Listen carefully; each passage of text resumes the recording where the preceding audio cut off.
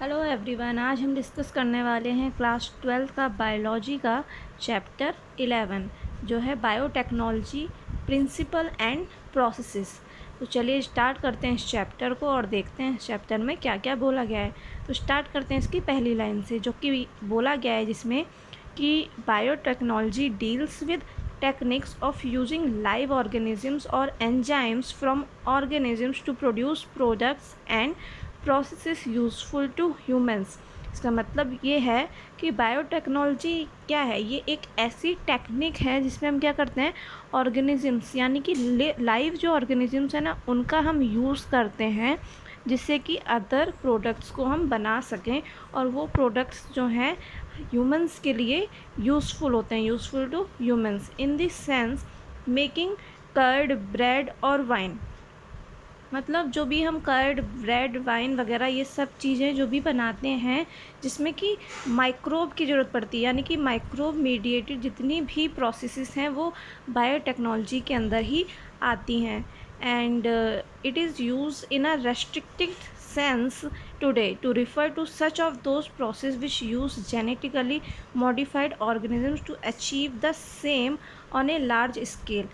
इसका मतलब क्या है कि अगर हमें लार्ज स्केल पे कोई भी चीज़ को प्रोड्यूस करना है तो उसमें हम क्या करते हैं, लार्ज स्केल पे कोई भी चीज़ को अगर प्रोड्यूस करना है तो जेनेटिकली किसी भी ऑर्गेनिज्म को हम मॉडिफाइड करके उससे अचीव कर सकते हैं।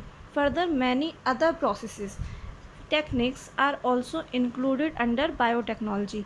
और भी कई सारी प्रोसेसेस इसके अंदर इंक्लूड होती हैं, जैसे कि इन विट्रो फर्टिलाइजेशन जिसमें कि टेस्ट ट्यूब बेबी जो प्रोड्यूस किया जाता है वो भी इसी प्रोसेस के द्वारा किया जाता है। जैसे कि डीएनए वैक्सीन है या फिर कोई भी डीएनए वैक्सीन प्रिपेयर की जाती है तो उसमें कोई भी डिफेक्टिव जीन है उसको करेक्ट करके उन वैक्सीन्स का डेवलप किया जाता है।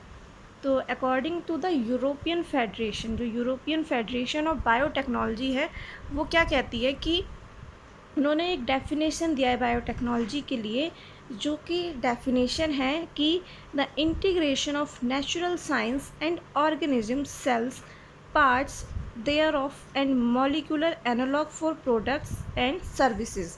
तो इन्होंने ये एक डेफिनेशन दी है यूरोपियन फेडरेशन ऑफ बायोटेक्नोलॉजी में, जिसमें इन्होंने ये बोला है द इंटीग्रेशन, मतलब कि जिसमें हम इंटीग्रेशन करते हैं नेचुरल साइंस एंड ऑर्गेनिज्म, यानी कि जो ऑर्गेनिजम्स के सेल्स उनके पार्ट्स वगैरह को नेचुरल साइंस से मिलाना और उनसे कोई भी प्रोडक्ट को अचीव करना ही बायोटेक्नोलॉजी कहलाती है।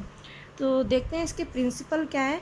तो प्रिंसिपल ऑफ बायोटेक्नोलॉजी, तो प्रिंसिपल जो हैं बायोटेक्नोलॉजी के वो दो हैं। पहला तो है जेनेटिक इंजीनियरिंग, जिसमें कि ये बोला गया है कि techniques to alter the chemistry of genetic material DNA और आरएनए।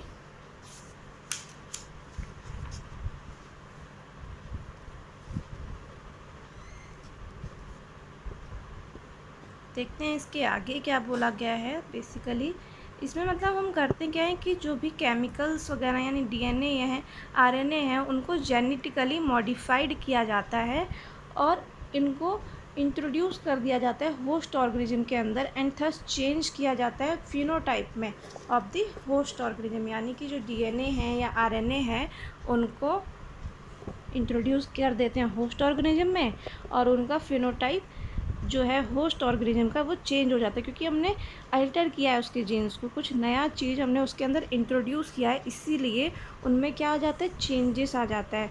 तो ये था पहला पॉइंट। और जो दूसरा पॉइंट है वो ये है कि जो हम उसमें क्या करते हैं, मेंटेनेंस करते हैं किस चीज़ का, स्टेराइल कंडीशन। स्टेराइल कंडीशन क्या होती है, मतलब ऐसी कंडीशन जहाँ पर कोई भी माइक्रोबियल ग्रोथ ना हो सके। माइक्रोबियल ग्रोथ यानी कि बिल्कुल भी वहाँ पे कोई भी मतलब गंदगी ना हो, एकदम स्टेराइल कंडीशन हो। Ambience in chemical engineering processes to enable growth of only the desire, मतलब हमें जिस माइक्रोब की ग्रोथ करानी है, बेसिकली जो माइक्रोब हमें चाहिए उसी की हम ग्रोथ सिर्फ कराएं, वही उस जिस जगह पे हम करा रहे हैं उस एनवायरनमेंट में सिर्फ वही माइक्रो प्रेजेंट होना चाहिए, उसके अलावा कोई और माइक्रो ऑर्गेनिज्म प्रेजेंट नहीं होना चाहिए। ठीक है। तो जैसे कि लार्ज क्वांटिटीज़ में हमें क्या क्या चाहिए होता है, एंटीबायोटिक्स बनाते हैं, वैक्सीन्स बनाते हैं।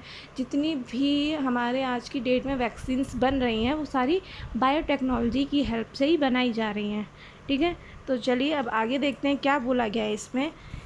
इसमें बोला गया है कि you probably appreciate the advantage of sexual reproduction over asexual reproduction. तो ये बात क्यों बोली गई है कि जो सेक्सुअल रिप्रोडक्शन है उसको ज़्यादा प्रीफर किया जाता है in according to asexual reproduction. तो क्यों ऐसा क्यों होता है? क्योंकि यहाँ पर जो सेक्सुअल रिप्रोडक्शन होता है ना, इसमें वेरिएशंस यानी कि बहुत ज़्यादा वेरिएशन आने के चांसेस होते हैं, बट असेक्सुअल रिप्रोडक्शन में ऐसा कुछ भी नहीं होता है, ठीक है। इसीलिए सेक्सुअल रिप्रोडक्शन को प्रीफर किया जाता है। दैट्स वाई चलो आगे देखते हैं क्या बोला है कि asexual reproduction preserves the genetic information, यानी कि कोई भी जेनेटिक इन्फॉर्मेशन जो कि चली आ रही है, ये असेक्सुअल रिप्रोडक्शन में वही इन्फॉर्मेशन आगे भी ट्रांसफ़र होती है, उसमें कोई भी चेंजेस नहीं आते हैं। वहीं अगर हम देखें सेक्सुअल रिप्रोडक्शन में क्या होता है, इसमें अलग अलग वेरिएशंस जो हैं वो आ जाते हैं। ट्रेडिशनल हाइब्रिडाइजेशन प्रोसीजर्स, मतलब हमारा जो प्लांट्स हैं, एनिमल ब्रीडिंग जो की जाती है, इसमें पहले के जो तरीके हैं ना हाइब्रिडाइजेशन के, वो यूज़ किए जाते थे। लेकिन उनमें क्या होता है ना कि जैसे हमारे जब मल्टीप्लाई वगैरह वो करता है तो उसमें अनडिज़ायरेबल जीन्स भी ट्रांसफ़र हो जाते हैं डिज़ायरेबल जीन्स के साथ में। मतलब कि इसका मतलब ये है कि हमें जो जीन चाहिए कि हाँ ये ट्रांसफ़र हो अगली जो जनरेशन है उसमें, तो वो क्या होता है ना उसके साथ में अनडिज़ायर मतलब जो नहीं चाहिए वो वाले जीन्स भी ट्रांसफ़र हो जाते हैं। तो ये जो टेक्निक है जेनेटिक इंजीनियरिंग की, उसमें क्या है, ऐसा क्या नया है? क्योंकि ये पहले भी तो ऐसे आइडियाज़ लाए गए थे, लेकिन इसमें ऐसा क्या नया है? इसमें जो है एक रिकम्बिनेंट डीएनए को बनाया जाता है, ठीक है। एक रिकम्बिनेंट डीएनए बनाया जाता है, यानी कि इस वर्ड का मतलब क्या है, एक डीएनए को दोबारा से रिकम्बाइन करके उसको बनाना। तो इसमें हम क्या करते हैं, जीन क्लोनिंग करते हैं और जीन ट्रांसफ़र करते हैं। जीन ट्रांसफ़र का मतलब क्या है कि मान लो ये एक डीएनए है, ठीक है। इस डीएनए को मैंने यहाँ से क्लीव कर दिया, यहाँ से काट दिया और यहाँ पर कोई और दूसरा जीन ट्रांसफ़र करके यहाँ पे लगा दिया, ठीक है। तो वही होता है जीन ट्रांसफ़र। एक डीएनए दूसरा है, उसके ही अंदर मैंने कोई और जीन ट्रांसफ़र कर दिया है, जिससे कि क्या है, overcome this limitation allows to isolate and introduce only.